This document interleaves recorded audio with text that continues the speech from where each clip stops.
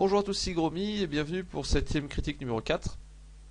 Alors je voudrais déjà commencer par remercier les gens qui soutiennent Illustration Motivation sur le Gumroad d'Illustration Motivation. Et je voudrais préciser que l'adresse du Gumroad d'Illustration Motivation a changé. Avant en fait j'utilisais mon Gumroad personnel et finalement j'ai décidé de changer pour créer un Gumroad spécifique à Illustration Motivation. Comme ça je pourrais faire mes projets perso et les vendre sur mon Gumroad perso, et Illustration Motivation comme ça restera vraiment uniquement sur les cours de dessin. Ça me permet de séparer les deux activités et d'être un peu plus clair dans ce que je propose. Donc juste pour faire un léger rappel, qu'est-ce que c'est que le Gumroad? Le Gumroad, c'est un endroit où je vends les vidéos, des vidéos qui en grande majorité sont déjà des vidéos qui sont présentes sur mon YouTube, et je donne des bonus dedans. C'est surtout un moyen de soutenir mes efforts pour vous apporter du contenu de qualité, et aussi pour vous d'avoir des bonus. Mais je vais également faire toute une nouvelle série d'IM Training qui seront disponibles uniquement sur le Gumroad. Et donc ça, le premier, je devrais le sortir autour du 14 septembre, quelque chose comme ça. Et après, ce sera une fois par mois. Donc c'est bientôt la nouvelle saison qui commence pour Illustration Motivation. Cette saison va être ponctuée par les challenges comme tous les ans. Donc il y aura un challenge par mois qui fera l'objet d'une review en vidéo comme ça sur YouTube, et qui sera également vendu sur le Gumroad pour 1 euro avec des bonus évidemment. Il y aura également régulièrement des IM critiques. Je ne reprendrai pas les IM hebdo pour plusieurs raisons. Déjà parce que je suis pas sûr de pouvoir faire une vidéo toutes les semaines, ce qui était un peu la promesse des IM hebdo. Et en plus, ça ne disait pas forcément ce que j'allais mettre dedans. Et je pense que là, ça va permettre de séparer. Je vais faire vraiment les reviews de challenge, les critiques. Et puis après, je ferai certainement de temps en temps, peut-être une vidéo qui parle d'un autre sujet. Mais c'est pas vraiment sûr, parce que déjà sur les IM critiques j'ai pas mal de retard sur ce qui s'est passé sur le forum. Il y a beaucoup de nouveaux qui sont arrivés, et j'ai pas eu le temps de faire des retours sur leur boulot. Donc je voudrais corriger un peu ça. Et donc là j'ai déjà toute une série d'IM critiques qui m'attendent. Et pour ce qui est des cours plus théoriques, les trainings vont être là pour ça. Donc là je vais repartir vraiment de la base, je reprends vraiment au niveau 1. Parce que en fait, les IM training, je les ai créés il y a 2 ans. Et entre temps, depuis, j'ai quand même beaucoup enseigné. En fait, j'ai donné pas mal de cours particuliers. Et j'ai pu voir ce qui marchait, ce qui ne marchait pas. J'ai vu aussi toutes les participations aux IM training des différentes personnes du forum. Et j'ai pu constater effectivement ce qui marchait pas, ce qui n'était pas présenté dans le bon ordre, etc. Donc je vais reprendre de la base. Je vais donner des exercices relativement basiques mais plus complets, avec une vraie structure et des cours vraiment adaptés à ça. Là où avant il y avait des fois c'était un petit peu du bricolage, là je vais essayer de faire des choses relativement carrées et relativement précises pour les membres. Donc a priori il devrait y avoir 12e training. Ils seront pas tous faits cette année. A priori je vais en faire un par mois, au moins pendant 8 mois, donc ça devrait en faire 8 au final. Et je finirai le programme des 12e trainings qui apporteront toutes les bases solides en fin d'année 2015 certainement. Donc voilà, une fois qu'il y aura toutes les bases comme ça qui seront posées, je pourrai proposer des cours qui seront plus ciblés sur certaines problématiques. Je ne ferai pas un deuxième programme d'IM Training comme il en était question pendant un moment, parce qu'une fois que toutes les bases sont posées, je pense qu'après c'est à chacun de développer un peu ses compétences sur différents sujets et aller vers ce qui lui plaît le plus. Et c'est difficile de faire des cours qui vont être généraux pour quel que soit le métier qu'on veuille faire ou quel que soit le style qu'on veuille adopter. Par contre, les fondamentaux, les bases solides, celles que je donne dans les 12 premiers IM Training, ceux-là, ça va être les mêmes pour tous. Et ça devrait donner des bonnes habitudes d'apprentissage, d'auto-apprentissage du dessin à tout le monde. J'en reparlerai plus précisément au moment du lancement du premier IM Training. Là, on va passer à l'IM critique. Donc l'IM critique qui, cette fois-ci,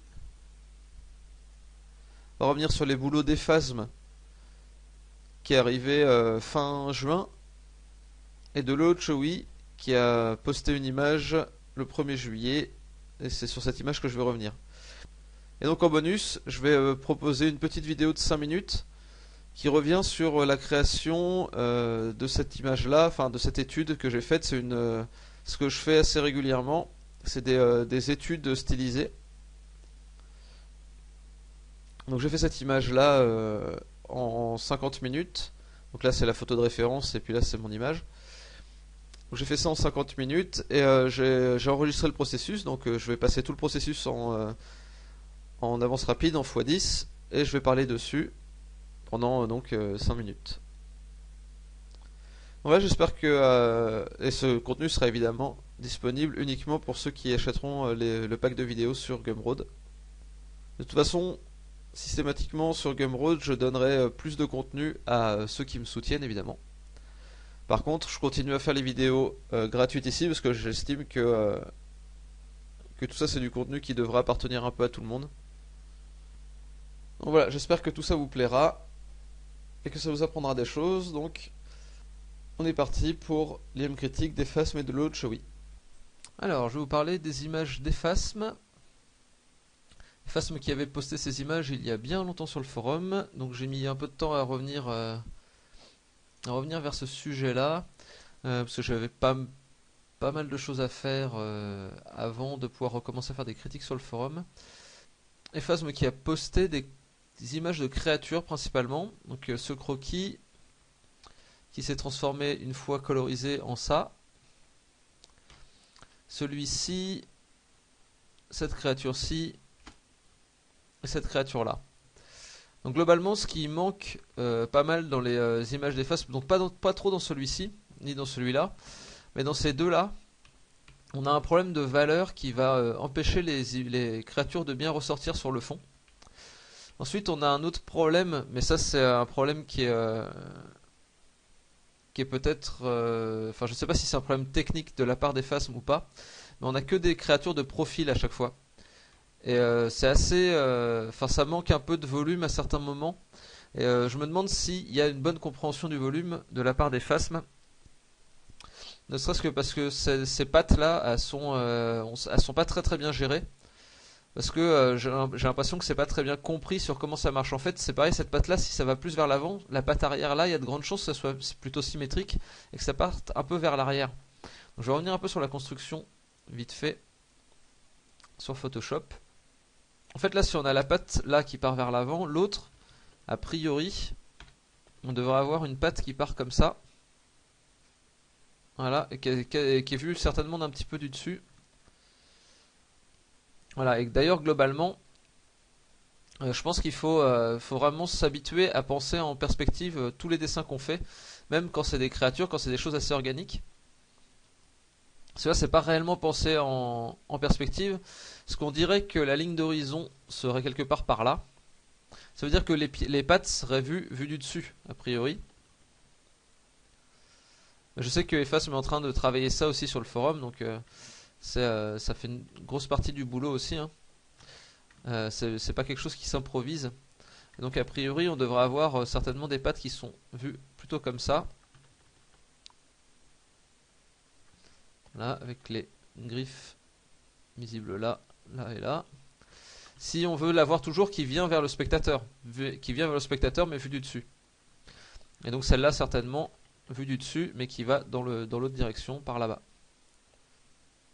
Après, du coup, on pourrait avoir la tête soit qui part vers... Enfin, il pourrait y avoir la tête qui est vue du dessous, mais vu que là elle est un peu penchée, il n'y a pas forcément besoin.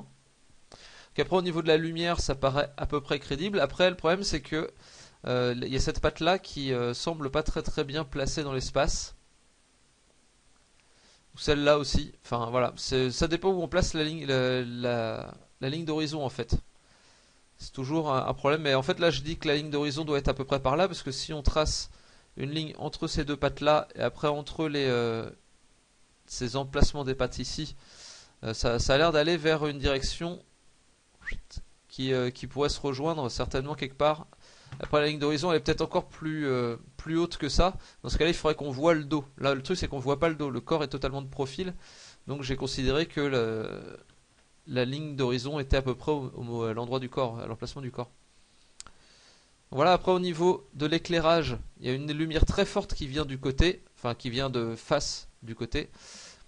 Il faut, enfin, vu l'ombre qui est très découpée sur le mur, il y a certainement des ombres un peu plus franches sur le corps. Parce que là, la lumière a l'air vraiment d'une source de lumière unique et directionnelle dans ce sens-là. Donc il y a a priori de grandes raisons de penser qu'on va avoir un éclairage qui va venir toucher le corps assez fortement. Et qui va créer une ombre ici, une ombre unique également. Après au niveau des choix de couleurs, peut-être qu'il y aurait moyen d'apporter un peu plus de variété que ça, mais bon là c'est vraiment pas la première priorité à mon sens. Là j'adoucis un petit peu les différentes ombres que je vais placer. Voilà, donc après ouais c'est vraiment beaucoup de la construction. En fait il y a des choses intéressantes dans ces images, mais ça manque de connaissance des fondamentaux à mon sens. Après là c'est pareil, le mur est quand même très très proche de la créature, ça aurait peut-être été pas mal de l'éloigner un petit peu. Bon après là c'est vraiment pour avoir cette ombre qui se découpe. Mais en fait si la patte va vers la profondeur, on devrait certainement avoir le sol qui devrait monter un petit peu plus haut quand même. On va monter certainement plutôt jusque là, un truc comme ça. Et après vu l'emplacement de la lumière, a priori ici on a de la lumière. Et là on a l'ombre qui vient, donc certainement ici aussi, qui vient se poser là. Certainement plus de lumière qui vient de là d'ailleurs. Voilà, ça devrait nous faire un truc comme ça je pense. Là les ombres au sol étaient un peu anarchiques. Ouais, voilà, donc ça c'est ce que je vois sur cette image là. Après je vais revenir un petit peu sur d'autres images. Donc celle-ci elle a déjà été critiquée sur le forum, donc bah, je vous invite à aller voir sur le sujet des phasmes comment ça a été critiqué, ça a déjà été très bien fait, donc je vais pas revenir dessus. Contre celle-là c'est sûr qu'il faudrait détacher largement plus la créature sur le fond. Et il y a un problème de lumière aussi, de luminosité. Je sais pas si les cornes là sont censées être lumineuses et la bouche aussi. Globalement, oui, il y a un problème d'ambiance dans cette image. Donc là, si on place l'image en noir et blanc et qu'on la met d'un peu loin, on voit vraiment plus rien du tout, on voit plus du tout la silhouette de la créature, et du coup cette image va manquer d'impact. Et c'est un peu problématique tout ça. Il faut vraiment que la créature ressorte sur le fond. Et certainement en renforçant les ombres à l'extérieur, on peut faire ça. Sinon on peut aussi éclaircir le fond ou assombrir la créature au choix. Enfin voilà, c'est un choix à faire pour que la créature ressorte mieux. Soit on va assombrir le fond, soit on va éclaircir, soit on va l'éclaircir tout bêtement. Et après il y a ces points-là qui sont peut-être des points lumineux, j'en sais rien en fait. Si les cornes, si les cornes sont lumineuses ou pas. Si la bouche l'est aussi, enfin la gueule l'est aussi. Donc si je considère que ça c'est les points lumineux, l'éclairage actuel n'est pas vraiment bon et en fait là ça manque vraiment d'un choix d'éclairage. Là on a une lumière un peu standard on va dire, là où on a les volumes qui ressortent. Mais il faudrait trouver une direction de lumière pour que ce soit vraiment plus fort. Puis en considérant que la lumière principale vient d'ici, on peut avoir déjà de l'ombre là, sur le dessous de la queue. Peut-être ici ça va commencer à être tout lumineux. On aurait une ombre là. Il faut essayer de trouver une cohérence de lumière dans tout ça. Déjà là on a la silhouette qui commence à se détacher un peu plus. Donc là ici ça va commencer à être un peu plus diffus puisque la lumière vient d'assez loin. Enfin, la source de lumière est là donc il y a quand même une petite distance entre l'un et l'autre. On commence à l'atténuer un peu, voilà. Si les cornes ici sont lumineuses aussi, on va certainement avoir des halos lumineux dans le coin là. Des ombres par là. Là on commence à avoir quelque chose qui en noir et blanc se lit un peu mieux. Même si c'est pas encore au top. J'aurai pas le temps de faire une image au top de toute façon. peut-être rajouter de la lumière par ici là. Ça peut permettre de bien détacher là en sombre sur clair. Enfin, ouais, en sombre sur clair, les différentes formes. Ça peut être intéressant aussi. Le problème c'est que là ça casse un petit peu la silhouette. Donc on va éclaircir cette forme là. Forme de l'ombre. Il n'y a pas particulièrement de raison qu'il y ait une ombre ici d'ailleurs. Donc je sais pas s'il faut la garder. Puis après là on peut essayer d'éclairer plus ouvertement le champignon. Voilà, certainement quelque chose comme ça qui donnerait un éclairage un peu plus cohérent à l'ensemble. Peut-être qu'on peut reprendre la même chose pour ici. Un truc un peu discret, voilà. Voilà, bon, j'espère que cette image là est un petit peu mieux cernée comme ça. Et là, la créature se détache clairement beaucoup mieux sur le fond. Voilà. Et après, il faut peut-être trouver, je sais pas, peut-être une contre-lumière qui viendrait de par là-bas. Pour équilibrer un peu, parce que par ici on a beaucoup de cette lumière bleue là, par ici on en a quasiment plus, et du coup ça fonctionne assez moyennement. Il faudra peut-être une contre-lumière par là, donc soit de la même couleur, soit d'une autre couleur qui va venir faire contraste. Peut-être les couleurs assez saturées qui sont par là, qu'on peut retrouver ici, qui viendraient de par là. Donc on fait un petit coup de brosse, dure, et puis après on peut utiliser ce genre de brosse là pour faire petit contour du personnage. Voilà, puis je vais utiliser la même couleur mais un peu plus transparent pour faire ça. Puis après oui, on peut avoir cette lumière qui peut être signifiée un peu plus clairement ici sur le champignon, qui va servir de point de référence sur la lumière. Ah, comme ça là on sait que la lumière vient de par là-bas, parce que le champignon est éclairé lui aussi par cette source lumineuse. Ça donne une cohérence à l'ensemble. Ça peut aussi être le champignon lui-même là qui éclaire, hein. En tout cas, il faut qu'il y ait une deuxième source de lumière. Ça peut être complètement une autre couleur, hein. Je pense que ça peut être pas mal de reprendre les couleurs qui existent déjà dans l'image pour essayer d'équilibrer le tout et de séparer encore une fois le personnage du décor. Donc voilà, j'espère que c'est assez clair, que ça aidera Ephasm. Donc je vais passer maintenant à une autre personne. Alors pour les dessins de Lolo Chewy, j'ai juste pris ce dessin là. C'est un dessin qui a été posté un peu plus récemment que le reste de son boulot. Mais bon, ça date déjà de juillet. Donc en fait cette image là, globalement le concept est pas mal. Après ça manque un peu d'ampleur, je pense que c'est un problème dû à la perspective certainement. C'est le fait de ne pas penser la ligne d'horizon et toutes les conséquences qui en découlent. Donc la ligne d'horizon a priori elle devrait être à peu près là, j'imagine. Peut-être un peu plus loin, un peu plus là. Et en fait cette image là je pense qu'elle gagnerait à être plus large, plus étendue. Et avec une ligne d'horizon certainement plus basse. Parce que là on voit que ici c'est vu encore, là c'est vu du dessus, là c'est encore vu du dessus, et après là on imagine que derrière les montagnes là il doit y avoir une sorte de ligne d'horizon par là. J'aurais bien vu cette image là avec une ligne d'horizon posée là, et une image qui va partir plus vers le haut. Là c'est un peu de la transformation rapide que je fais, hein, mais déjà ça donne un poil plus d'ampleur à l'image.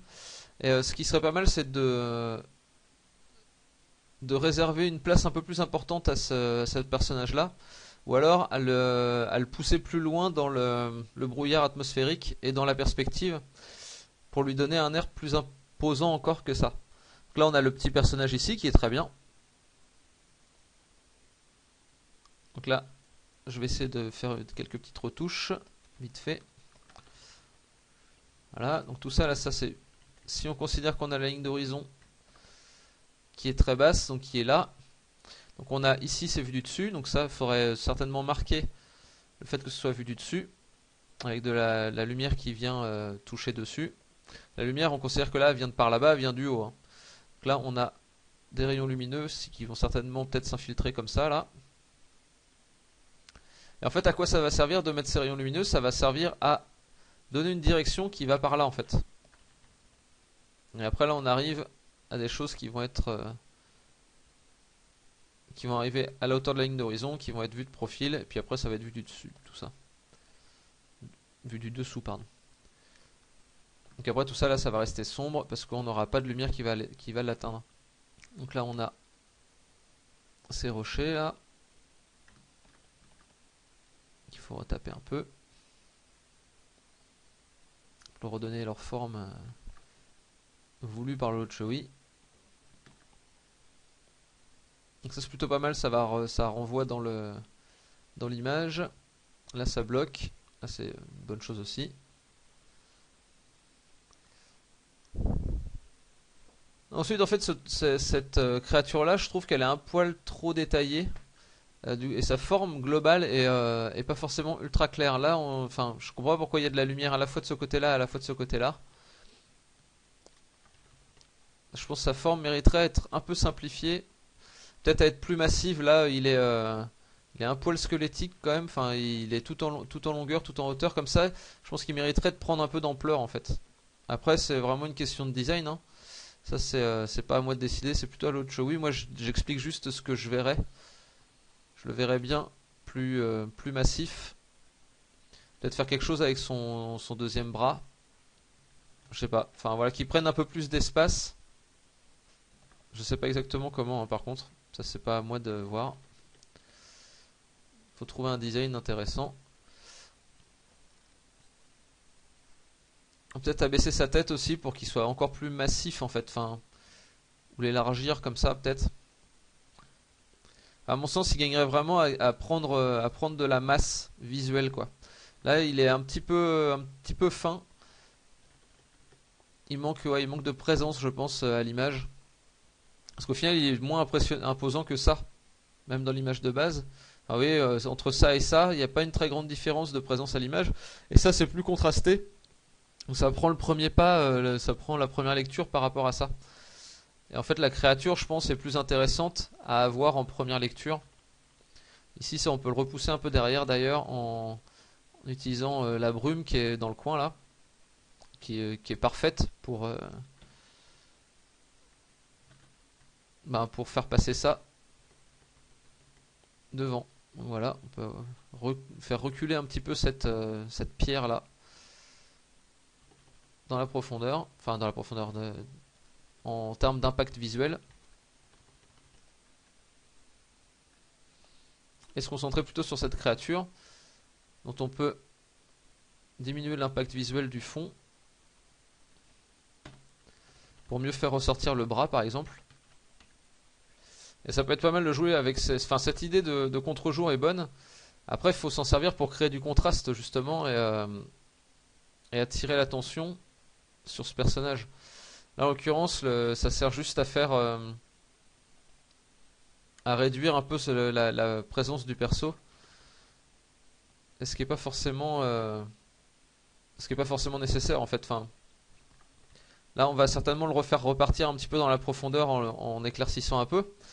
Mais dans un premier temps là on va lui donner une grosse présence, un gros contraste sur le ciel. Le ciel qui peut après être un petit peu nuageux quand même, enfin, ça pourrait être pas mal qu'il y ait une sorte de design du ciel quand même. Là le fait qu'il soit tout blanc, je pense que c'est un peu léger en fait. Je pense on peut avoir un ciel un peu designé, peut-être même que ça peut être des nuages qui ont une certaine forme. Ça peut être un ciel qui est menaçant, ça peut être plein de choses qui vont créer de l'ambiance. Là un ciel vraiment juste tout blanc, je trouve que c'est une opportunité perdue pour créer un truc intéressant avec. Là c'est vraiment juste ne pas s'en préoccuper alors que ça peut donner des choses assez intéressantes. Pour ramener toujours le regard du spectateur vers le perso. Donc là, je regarde juste comment c'était à l'origine. Là il y a cette aile, là je sais pas ce qui se passe avec exactement. Ça a l'air plus sombre par là, plus clair par là, et du coup c'est un peu bizarre. Je sais pas exactement ce qui se passe. On peut considérer que par là ça va être sombre. Le ciel gris. Donc là on va avoir l'aile qui va se découper par-dessus. Ok, donc là on a la créature. Je sais toujours pas ce qu'il ferait avec sa main. Moi je suis pas sûr que ce soit une bonne idée de placer le bras là. Enfin c'est une idée comme une autre. Après là je vois pas trop ce qu'il peut faire avec. Plus ça crée une sorte de nœud graphique avec ça. Là c'est pas forcément génial. Peut-être être en train de le lever, je sais pas. Bah, faudrait trouver quelque chose à faire avec ce bras. Après il peut être juste posé là. Mais ouais, je sais pas exactement. Ouais, ça peut permettre de clarifier la silhouette ici. De toute façon, ouais, c'est plein de choses à essayer. Faut faire pas mal d'essais avec la compo avant d'arriver à quelque chose de bien. Que ce soit pour le bras, que ce soit pour le reste. Donc après, au niveau du décor, c'est plutôt pas mal. Et là, en l'ayant balancé un peu plus vers le haut, en ayant utilisé un troisième point de fuite qui va par là, je pense que ça donne un peu plus d'impact. Je suis en train de réfléchir à qu'est-ce qu'on peut faire avec ce perso. Pour l'instant, je sais pas trop. En tout cas, effectivement, il peut y avoir un bon contre-jour qui arrive derrière, comme ça, là. Et dans ce cas-là, s'il y a un gros contre-jour qui arrive derrière, il faut quand même que le ciel soit sombre derrière lui. Sinon, il va juste se fondre en fait dans le décor, et ça, c'est pas ce qu'on veut. On veut vraiment qu'il soit bien présent à l'image.